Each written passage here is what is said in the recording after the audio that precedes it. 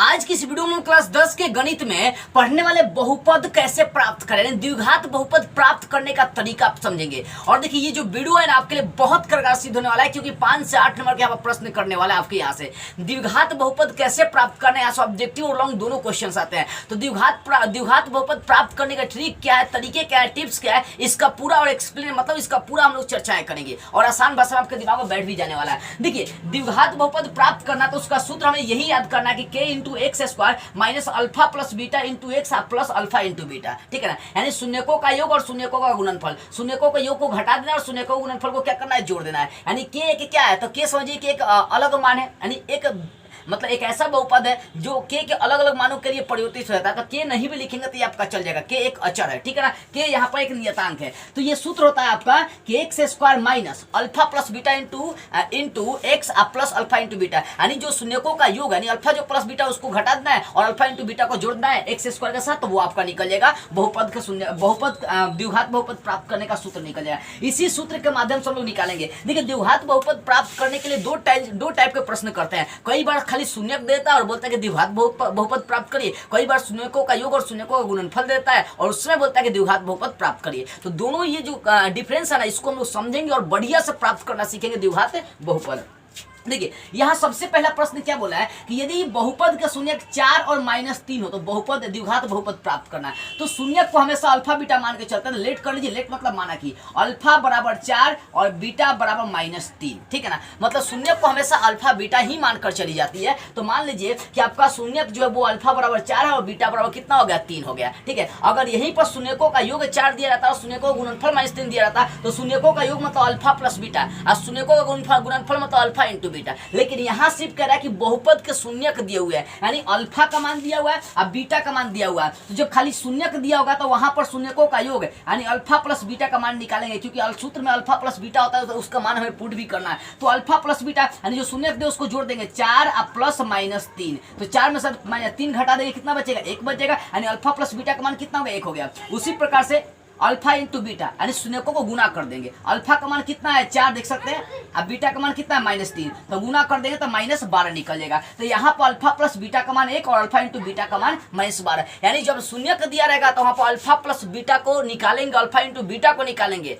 लेकिन कई बार प्रश्न करता है कि कई बार शून्यकों का योग शून्यकों का गुणनफल दे दिया जाता है तो वहाँ पर अल्फा बीटा नहीं निकाल जाती है, क्योंकि वहाँ पर शून्यकों का योग मतलब अल्फा प्लस बीटा ही हो जाएगा, ठीक है। तो यहाँ पर ध्यान दीजिए, अल्फा प्लस बीटा और अल्फा इंटू बीटा निकल गया तो द्विघात बहुपद निकालने का सूत्र लगा देंगे, द्विघात बहुपद।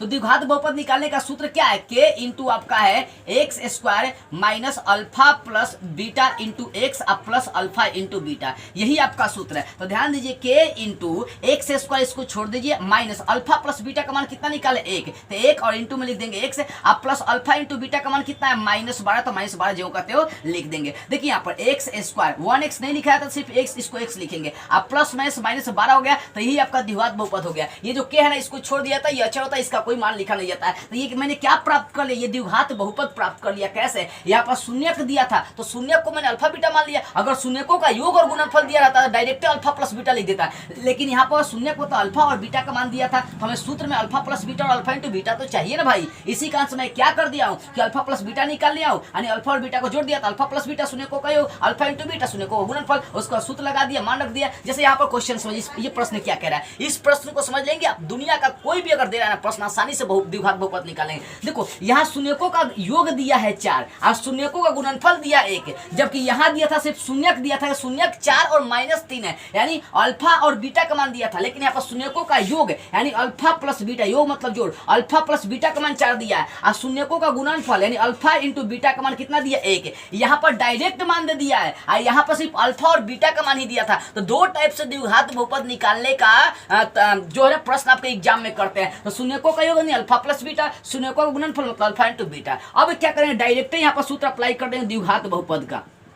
द्विघात बहुपद क्या सूत्र होता है? वही सूत्र आपका k into x square minus alpha plus beta into x plus alpha into beta, यही ना सूत्र होता है k into x square minus alpha plus beta का मान कितना है 4, एक्स है तो एक्स लिख दीजिए प्लस अल्फा इंटू बीटा का मान कितना 1, ये क्या होता है इसको छोड़ दिया जाता है, ठीक है ना, x square minus 4x plus 1, यही क्या निकल गया, इसका द्विघात बहुपद निकल गया। तो कुछ नहीं किया, यहाँ पर शून्य दिया था तो अल्फा प्लस बीटा और अल्फा इंटू बीटा निकालिए, यहाँ पर डायरेक्ट देते थे शून्यकों का योग और शून्यकों का गुणनफल, तो alpha plus beta alpha into beta देते हैं, सूत्र अप्लाई करके मान पुट कर दिया। तो इसी टाइप से जब भी प्रश्न पढ़ेगा तो ध्यान से समझिएगा पहले कि क्या कह रहा है, शून्यक दिया है या शून्यकों का गुणनफल और योग दिया है। अगर शून्यक दिया होगा तो ये वाला तरीका अप्लाई करेंगे, शून्यकों का योग और गुणनफल दिया होगा तो ये वाला तरीका अप्लाई करेंगे, ठीक है। चलिए एक और टाइप का प्रश्न एग्जाम में हमेशा करता है जैसा, उसका भी हम लोग चर्चाएं कर लेते हैं, ठीक है। इसी को मिट कराता हूँ और इसी में थोड़ा सा चेंजअप करता हूँ। मान लीजिए शून्यकों का गुणनफल आपको 1/4 और शून्यकों का योग आपको 1/4 और गुणनफल 1 दे दिया,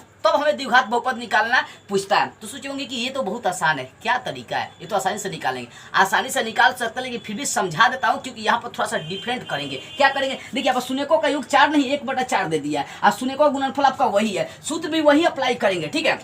बशर्ते यहाँ अल्फा प्लस बीटा का मान कितना आपको दे दिया है 1/4 इंटू में x हो जाएगा, यही ना है। यहाँ से थोड़ा सा परिवर्तन क्या करना है आपको कि देखिए 1/4 हो गया, मतलब सबको बटा में करके क्या करना है, ये 4 का लसा ले लेना है, ठीक है। बटा वाले में ध्यान देना है, बटा वाले में थोड़ा सा हमें ध्यान देना है। ये 1 4 का लसा लेंगे, 4 1 के पढ़ा कितना बार पढ़ेंगे 4 आएगा तो 4 बार, और 4 का x स्क्वायर से गुना कर देंगे 4x स्क्वायर घटाओ, 4 का पढ़ा एक ही बार पढ़ेंगे, 1 का 1x से गुना करेंगे तो ये x ही हो जाएगा, अब प्लस 1 का पढ़ा 4 बार पढ़ेंगे, 4 का 1 से गुना करेंगे 4, भिन्न का जो घटा होता है ना वही बनाना है। अब देखिए जो बटा में जो आया ना, बटा में इसको बाहर खींच लेते हैं, ये k बटा आपका 4 हो जाएगा। अब बचा कौन, तो ये बचा 4x square minus x plus 4, ठीक है ना। तो यहाँ पर द्विघात बहुपद का मान क्या हो जाएगा, सिर्फ आपका हो जाएगा 4x square minus x plus 4। ये जो आपका k/4 है 4 हो गया, ये अचर हो गया, अचर का कोई वैल्यू नहीं तो इसको छोड़ देते हैं, ये वाला आपका क्या निकल जाएगा, द्विघात बहुपद निकल जाएगा। तो नीचे लिख सकते होता है द्विघात बहुपद बराबर 4x स्क्वायर माइनस x, आप प्लस में सिर्फ क्या होगा आपका 4, ये आंसर लिख दिया हूँ, ठीक है।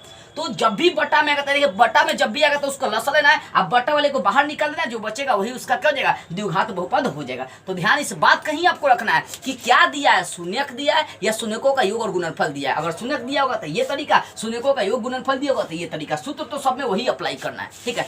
मुझे विश्वास है कि ये द्विघात बहुपद प्राप्त करने का तरीका आपको विस्तार से समझ में आ गई होगी। अगर लगता है ना कि इस वीडियो से आपको कुछ भी सीखने को मिला ना, इस वीडियो को ईमानदारी से दिल पर हाथ रख के कुछ लोगों के पास जरूर शेयर कर दीजिएगा।